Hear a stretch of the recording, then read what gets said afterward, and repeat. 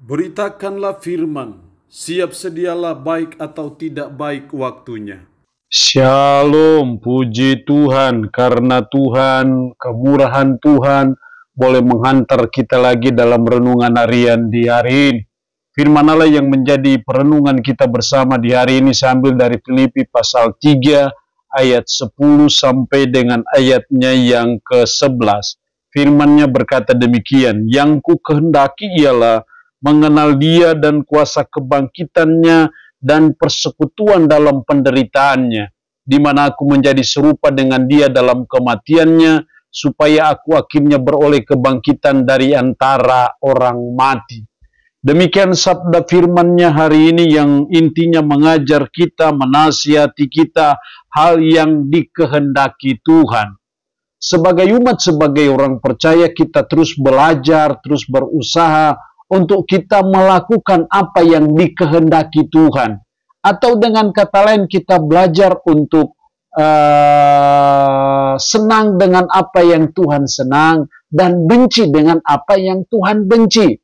Dalam konteks ayat ini secara khusus kita belajar mengenai apa hal yang dikehendaki Tuhan dalam hidup kita. Makanya dalam ayat 10, yang ku kehendaki ialah, artinya apa? Ini menunjukkan bahwa apa yang dikehendaki Tuhan, apa yang Tuhan mau dalam hidup kita, yang terus belajar, berusaha untuk kita terus melakukan, mengetahui apa yang dikehendaki Tuhan, dan berusaha untuk melakukan apa kehendak Tuhan itu dalam kehidupan kita sehari-hari. Setidaknya ada 3 hal penting yang dikehendaki Tuhan dalam hidup kita yang terus-menerus kita usahakan. Yang pertama dalam ayat 10, yang ku kehendaki ialah mengenal Dia, mengenal Kristus. Jadi Tuhan mengendaki supaya kita mengenal siapa Yesus itu. Seringkali kita percaya yang kita tidak tahu. Seringkali kita tidak mengenal Kristus secara pribadi. Dan itu yang membuat akhirnya kita berubah jadi seorang mualaf, jadi orang yang akhirnya berpindah. Persoalannya karena kita tidak mengenal siapa Yesus itu. Karena itu merupakan kehendak Tuhan bagi kita untuk mengenal siapa Kristus. Apa yang Kristus buat bagi kita ini sangat penting. Orang lain akan berusaha melarikan kita dari iman kepada Yesus Kristus.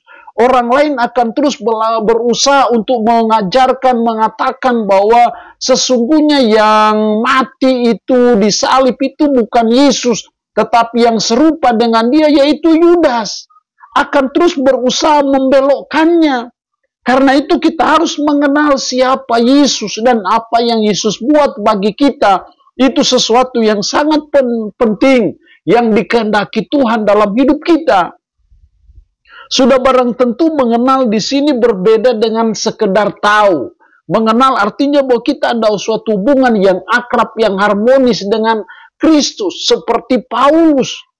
Tadinya dia tidak mengenal siapa Yesus, tapi dalam perjalanannya ke Damsyik, dia disitulah awal cikal bakal dia mengenal siapa Kristus yang sesungguhnya, dan akhirnya apa yang menjadi kebanggaannya dia anggap itu sampah setelah dia mengenal siapa Kristus itu. Jadi hal yang pertama kita belajar untuk mengenal Kristus secara pribadi, sehingga akhirnya kita sungguh-sungguh percaya dan beriman kepada Dia sebagai Tuhan dan penyelamat kita satu-satunya. Yang kedua, tidak hanya mengenal Dia, yang ku kehendaki ialah mengenal Dia dan kuasa kebangkitannya. Mengenal kuasa kebangkitannya. Apa kuasa kebangkitan Kristus? Bahwa kebangkitan Kristus dari antara orang mati salah satu bukti nyata keilahiannya atau ketuhanannya.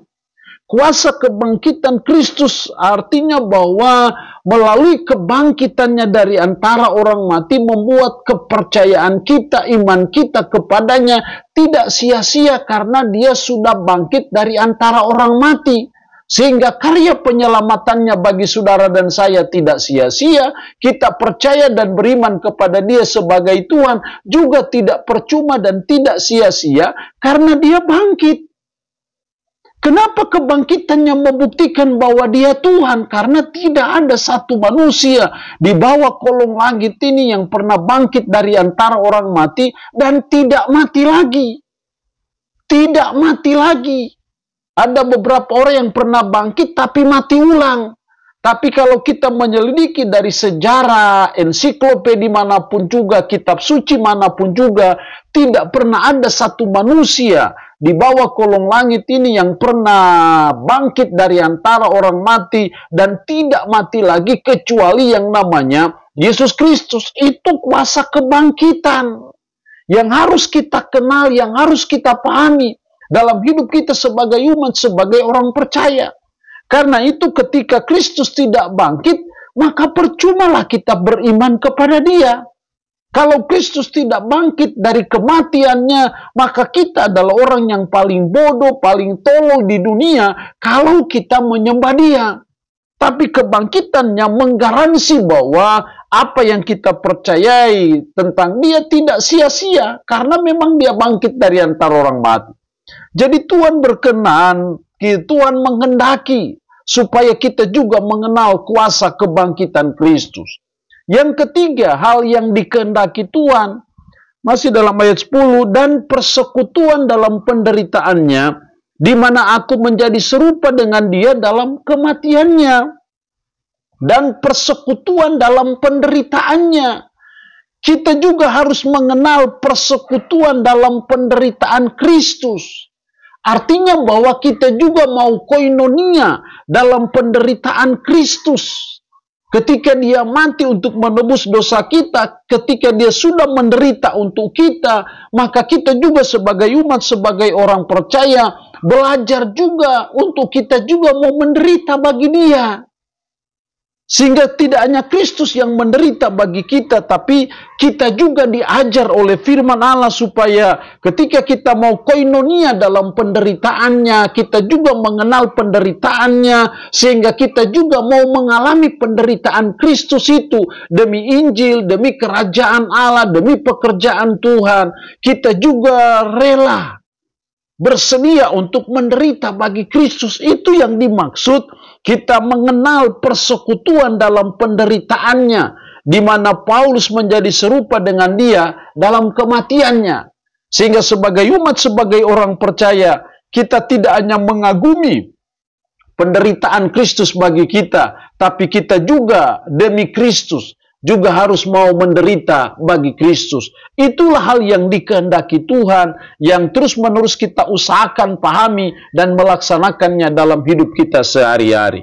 Allah yang punya firman ini memberkati kita dengan firman-Nya di hari ini. Amin.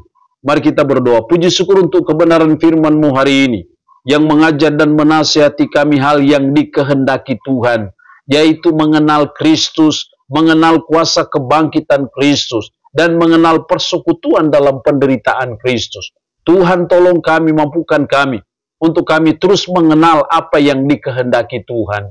Roh-Mu yang terus tanamkan dan meteraikan firman dalam hati dan pikiran kami. Dan hamba mohon berkat bagi umat-Mu yang mendengarkan renungan harian di hari ini, yang sakit dalam nama Yesus Tuhan lawat, Tuhan jamah, Tuhan sembuhkan dari sakit penyakit yang diderita. Terpuji-pujilah nama-Mu. Dalam nama Tuhan Yesus Kristus kami berdoa.